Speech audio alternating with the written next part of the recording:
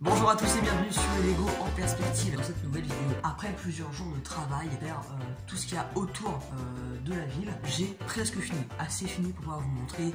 Il manque vraiment juste quelques petits détails à vous montrer en vidéo. J'ai essayé d'être assez rapide et concis. Et là je parle, du coup ça prend du temps.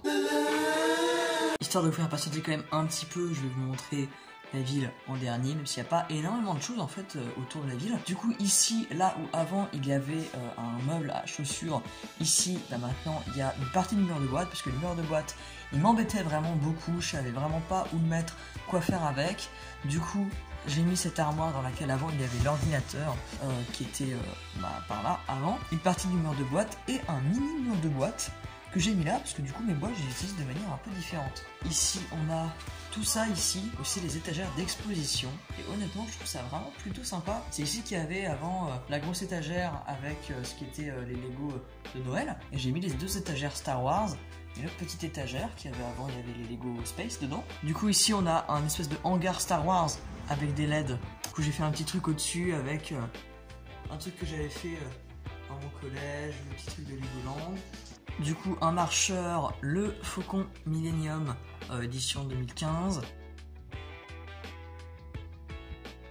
Et juste en dessous on a l'espace du coup de Noël avec les petites LED qui ne fonctionnent plus parce qu'elles n'ont plus de batterie. Du coup on a toujours le petit mock que j'avais fait ici, et honnêtement je trouve ça quand même beaucoup mieux. Bah merde, le Père Noël est tombé. Bah non, le petit Papa Noël. Merde, mince. Putain de merde. Donc honnêtement je trouve ça quand même beaucoup plus beau qu'avant, et même si c'est plus petit, bah, je trouve ça mieux. Et ici du coup là dans les deux étagères Star Wars, anciennement Star Wars du coup, on a deux boîtes qui rentrent parfaitement dedans, et des mini-figures. J'ai dû en retirer quelques-unes parce que sinon ça ne rentrait pas, et franchement je trouve ça quand même pas mal. Et ici on a quand même quelque chose qui me tient beaucoup à cœur. Je vais mettre des petites annotations avec marqué l'année des sets, mais du coup là c'est les rétro Lego. Ici on a les Lego à mes souvenirs de Legoland, et juste à côté les Lego Space avec Benny et son fameux Spaceship. Et ici on a les Lego du Build and Play, et ici on a de quelle humeur es-tu aujourd'hui, ainsi que suivez-nous sur YouTube, les Lego en perspective. Je vais vous montrer la ville, tout simplement, directement. Attention, 3, 2, 1. Waouh! Est-ce que vous voyez vraiment quelque chose là? Bon, du coup, je vais venir vous montrer un peu plus en détail, évidemment. Même si vous avez vu quand même pas mal de choses dans la vidéo où je vous montrais comment je faisais pour construire les villes. Du coup, ici, on a un peu le coin bouffe, le coin pour jouer, c'est flou, bonsoir. Ici aussi, ici on a les montagnes russes des pirates, assez sympa. Et la grande roue qui a une autre petite particularité que je vous montrerai un petit peu plus tard. Juste à côté de ça, on a l'espace incendie, du coup, qui est assez fat. Assez fat, ouais, on a beaucoup de véhicules. Ici un caméraman avec une reporter et quelqu'un qui photobombe de reportage. Les ambulances, voilà. L'entrée du feu. En parallèle de ça, du coup, on a une petite ruelle, et le scotch Lego est vraiment sympa pour ça. Ça m'a permis de faire des petites ruelles assez sympas. Ici, on a un petit panneau d'information avec ici le skatepark, un skater, le petit mock un peu mountain, et le petit coin sympathique, n'est-ce pas? Ici, on a l'hôpital, avec pareil le scotch Lego qui m'a pas mal aidé pour faire cette petite ruelle. Ça fait un peu campagne avec l'éolienne juste à côté. Toujours aussi sympa, toujours avec Batman. Ici on a un petit arrêt de bus avec le stand à journaux, le bus, voilà. Un petit coin avec des magasins, le magasin de jouets, un garage, une petite maison, mon mock de l'animalerie, un autre magasin de jouets, donc ça c'est sympa. Ici le magasin de mode juste à côté de la station service. Là on a le mock de la boulangerie avec le Lego Store, la caserne de police, et ici un petit camion de pompier qui se dirige vers l'incendie. Et c'est là où ça va devenir un peu plus fat. J'aime bien cette expression, elle correspond bien à ce que je veux dire. Où là je me suis vraiment un peu plus cassé à faire quelque chose de vraiment sympa.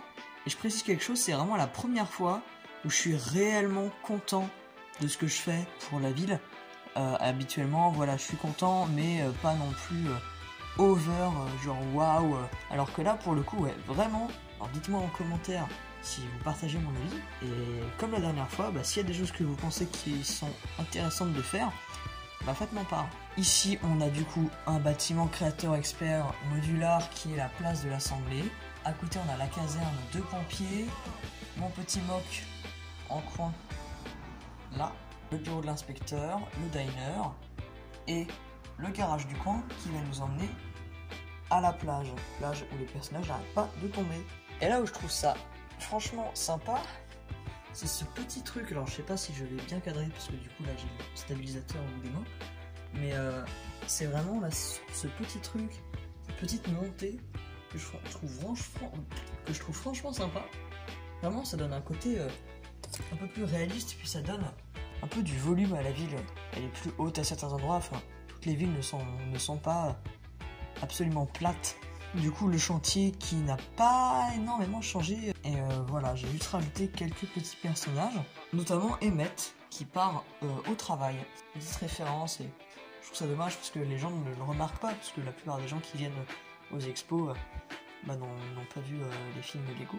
Et ici du coup on a la mer avec toujours le Tower Bridge et quelqu'un qui se suicide. Et grâce à au petit interrupteur ici, on peut allumer le phare comme d'habitude. Et un nouveau truc aussi qui est franchement sympa, c'est que avant, quand je voulais allumer par exemple le diner, donc dans lequel il y a des LED, je devais, donc là par exemple dans cette disposition, il fallait que je passe là, que je passe là, que je rentre ça dégage, que je passe là, que je me faufile ici, jusqu'à atteindre là pour allumer les LED. Et maintenant c'est beaucoup plus simple. Je suis allé à Leroy Merlin, j'ai acheté des câbles, j'ai relié les câbles avec les LED du diner, que j'ai fait passer en dessous. Au début des expos, j'ai juste à allumer l'interrupteur ici, et après, grâce à ce petit interrupteur, ça va s'allumer ici. Et j'ai fait pareil pour la grande roue qui est là-bas, j'ai juste à allumer l'interrupteur, et il y a des petites LED que j'ai rajoutées ici. Alors ça ne va pas très bien à la caméra. Je vous ai même pas montré le train. Du coup, le train, en fait, maintenant, il va passer ici. Donc, il va rester des routes qui tournent. Je les ai mises ici. Mais du coup, ça roule. Ici, il faut bien voir qu'il y aura du papier pour cacher un peu ce qu'il y a en dessous, parce que c'est pas très beau. Et du coup, ça va faire demi-tour à l'intérieur, puis repartir. Ah, je peux même peut-être... je me demande si je peux pas mettre la caméra dans le train. J'essaye.